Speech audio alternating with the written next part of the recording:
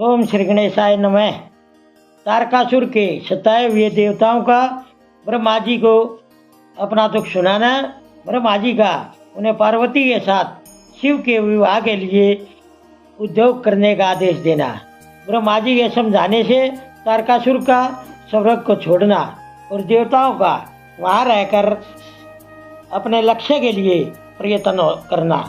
सुत जी कहते हैं, उसके बाद नारद जी के पूछने पर पार्वती के विवाह के बारे में सब कुछ बताते हुए ब्रह्मा जी ने तारकासुर की उत्पत्ति, उसका कठोर तप, मनोवांछित वर की प्राप्ति तथा देवता और असुर सबको जीतकर अपने आप इंद्रपद पर प्रतिष्ठित हो जाने की कथा सुनाई। उसके बाद ब्रह्मा जी ने कहा, तारकासुर तीनों लोकों को अपने वश में करके जब अपने आप इंद्र हो गया, तब उसके बराबर दूसरा कोई शासक नहीं रहेगा। वह जितेंद्रिय असुर त्रिभुवन का एकमात्र स्वामी होकर राज्य का संचालन करने लगा।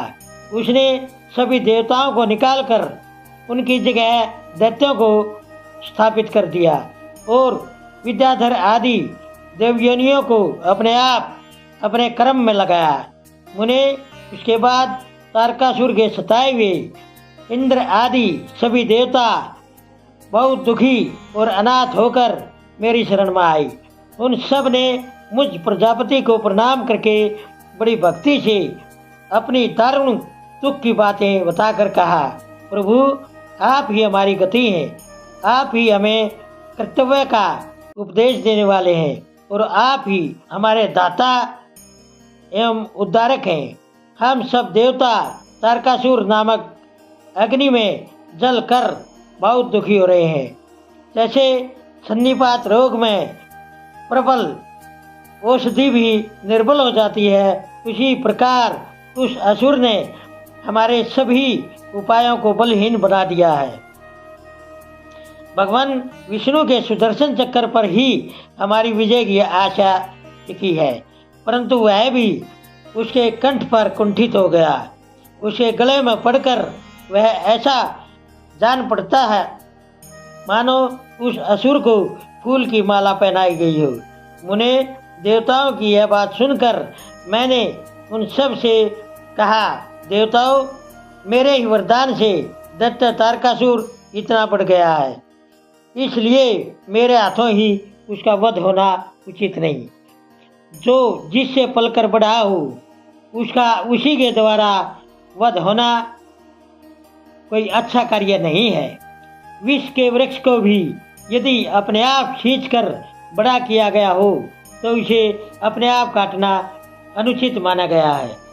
तुम लोगों का सारा कार्य करने के योग्य भगवान शंकर हैं, किंतु वे तुम्हारे कहने पर भी अपने आप उस असुर का सामना नहीं कर सकते। तारक दैत्य अपने आप अपने पाप से नष्ट होगा। मैं जैसा उपदेश देता हूँ तुम वैसा करो।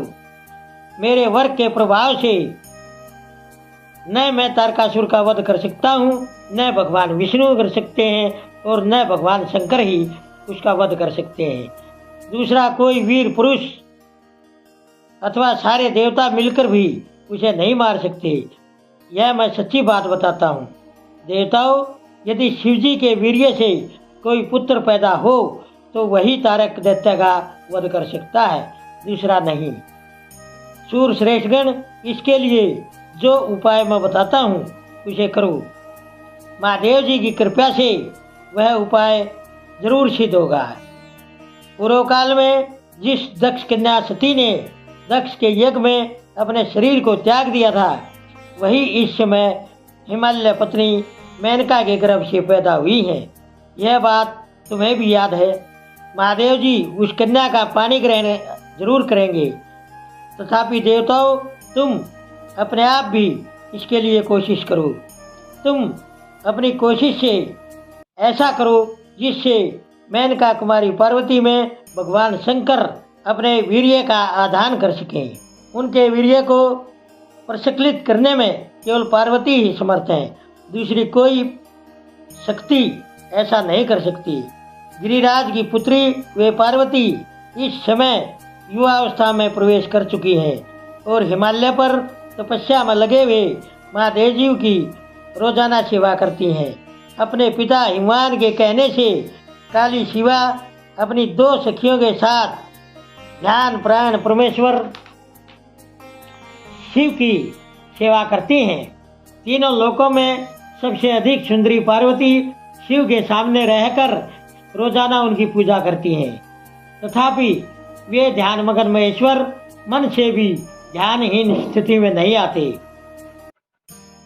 अर्थात ध्यान भंग करके पार्वती की ओर देखने का विचार भी मन में नहीं लाते। देवताओं, चंद्रशेखर शिव जिस प्रकार काली को अपनी पत्नी बनाने की इच्छा करें, वैसी चेष्टा तुम लोग जल्दी ही प्रयत्न पूर्वक करो। मैं उस दैत्य के स्थान पर जाकर तारकासुर को बुरे हट से हटाने की कोशिश करूंगा। अतः अब तुम लोग अपने स्थान को जाओ। नारद देवताओं से ऐसा कहकर मैं जल्दी ही तारकासुर से मिला और बड़े प्रेम से बुलाकर मैंने उससे इस प्रकार कहा, तारक, यह स्वर्ग हमारे तेज का सार तत्व है, परंतु तुम यहाँ के राज्य का पालन कर रहे हो, जिसके लिए तुमने उत्तम तपस्या की थी, उससे अधिक चाहने लगे हो। मैंने तुम्हें इससे छोटा ही वर दिया था, स्वर्ग का राज्य कभी भी नहीं दिया था, इसलिए तुम स्वर्ग को छोड़कर पृथ्वी पर राज करो।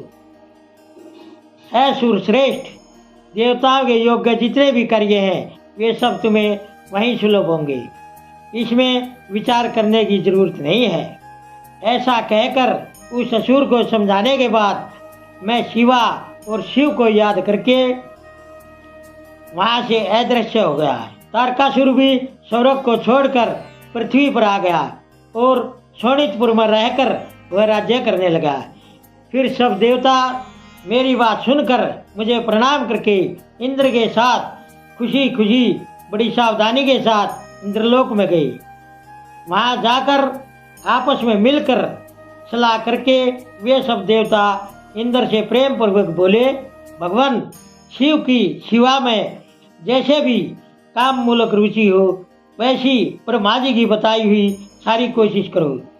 इस प्रकार देवराज इंद्र से सारा हाल जानकर वे देवता खुशी खुशी सब और अपने स्थान पर चले गए। ओम नमः शिवाय।